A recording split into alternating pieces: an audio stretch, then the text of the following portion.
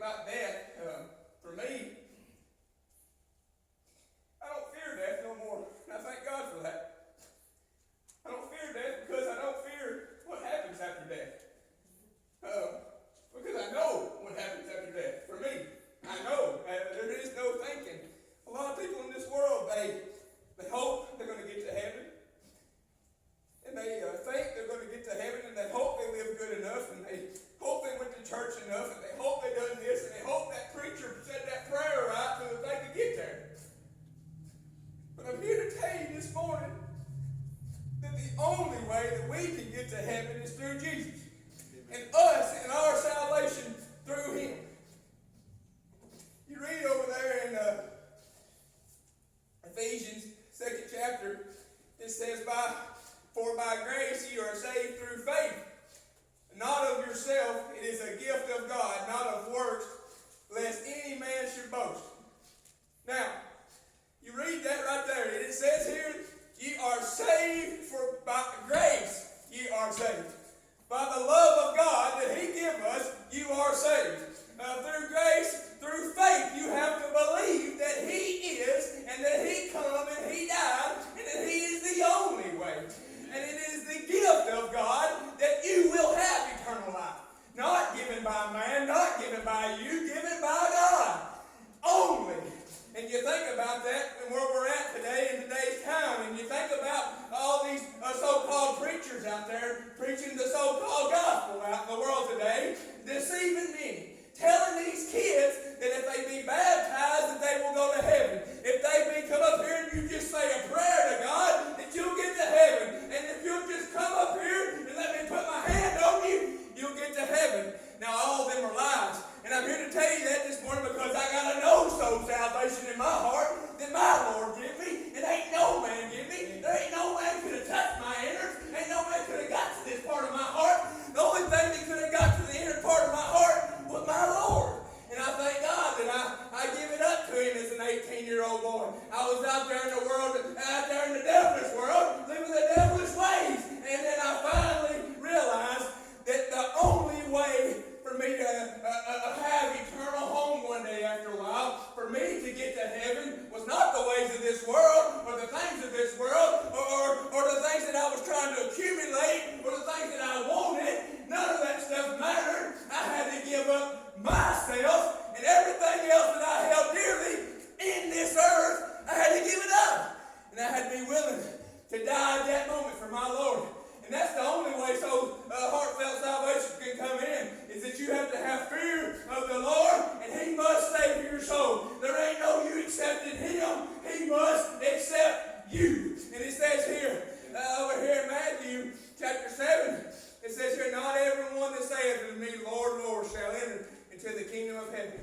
You know, as an 18-year-old boy, that's what feared me the most, is that I was going to be standing before my Lord one day after a while, and that I hadn't got it fixed. And this verse right here, as an 18-year-old boy, as I believe, would make me come under the condemnation and let me know that I was separated from God and that I had to get it fixed. Because if I didn't, here's what was going to happen.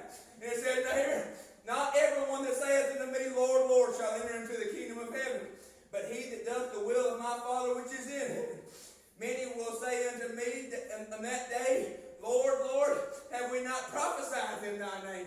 And in thy name cast out many devils, and in thy name done many wonderful works.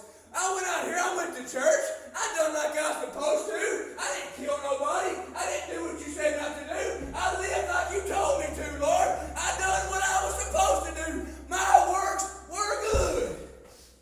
And what does he say here? To all those who live by works, and live by another man's saying, and live by somebody else telling them they're going to get to heaven.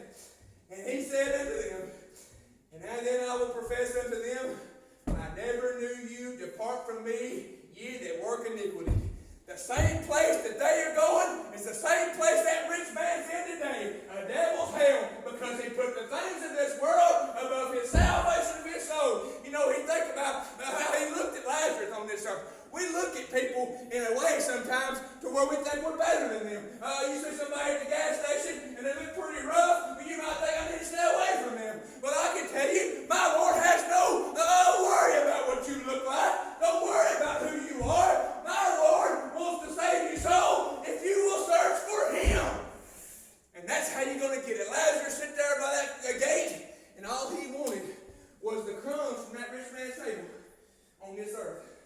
And you see, the rich man had many things on this earth. He had everything he could ever wanted, as a lot of us do on this earth.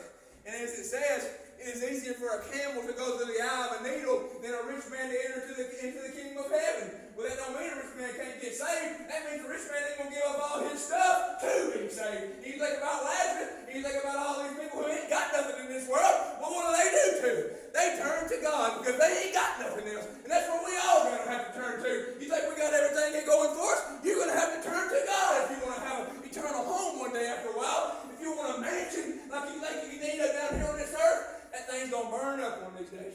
That thing's going to be smithered away. It's going to be gone.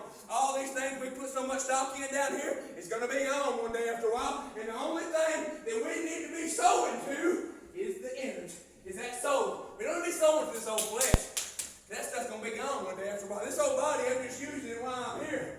This soul's going to be in heaven. This body ain't going to be in heaven. I'm going to be perfect. I'm perfect in my innards. I am a fleshly man on the outwards. I make plenty of mistakes. But I thank God this morning that my Lord saved my soul as an 18-year-old boy. Amen. And that night, I fixed it with my Lord, and I never got to worry about it again. I never got to worry about if I'm going to spend eternity in the devil's hell again. I ain't got to worry about that. My Lord saved my soul, and I ain't got to worry about it ever again. Now, I can tell you what will happen if I turn my back on my Lord now. He ain't going to take it from me. He ain't going to take that salvation from me because the Lord don't make mistakes. You see, the Lord gives it to you. He don't make mistakes. He ain't going to take it away from you. He ain't going to take it back. But I tell you what he'll do. He'll make it pretty miserable on you if you turn your back on him while you're here. You got that heartfelt salvation. You need to be shedding that light. Let everybody know what you got. Let everybody know what the Lord's done for you. Be happy. Be bold. And be willing to stand up for God. Not be sitting down on it. Be willing to stand up. You think this is silly? I don't. I think it's because I love God. And I'm willing to tell you about it. And if you ain't, you need to go somewhere and you need to get down on your hands and knees. And you need to pray to Him and ask for that zeal. Because He'll give it to you. Because let me tell you something. Once He saves that soul, that love comes in. And you want everybody else to have it too. You want everybody to have it. You want your little kids to have it. You want your grandkids to have it. You want your mama. You want your daddy. You want all your friends to have it. That's what love is. That's what love is. God is love. And you know what? He loves you. And He will save your soul. And let me tell you something. He saved my soul. I'm the sorriest man that He's ever saved on this earth. I can go ahead and tell you. I'm just as sorry of a sinner that the good Lord has ever saved. But just like He saved that man on the right side whenever he was getting crucified, He'll save you. He didn't get him down and baptize him. He didn't get him down and say nothing to him or make him say a prayer or do nothing. He believed that he was Jesus. He said, son, today you will be with me in paradise. And one day I will be in paradise. Now, ask yourself that question this morning. Will you be in paradise? If you're scared right now, and that devil's hell is wrapping around you, and you wondering you better start doing something about it. You better start doing it. Because, hey, look around what's happening. Whenever he seen what was happening in the old days, and it repented the Lord that He made man because of all the things that were going on in the time there. And He flooded the earth, and He started over again. Well, He ain't going to start over again this time.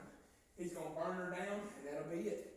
And you ain't going to be sitting there saying, Lord, please give me another chance. Give me another opportunity. Time shall be no more, and you will spend eternity in the devil's hell, and that's where you'll be.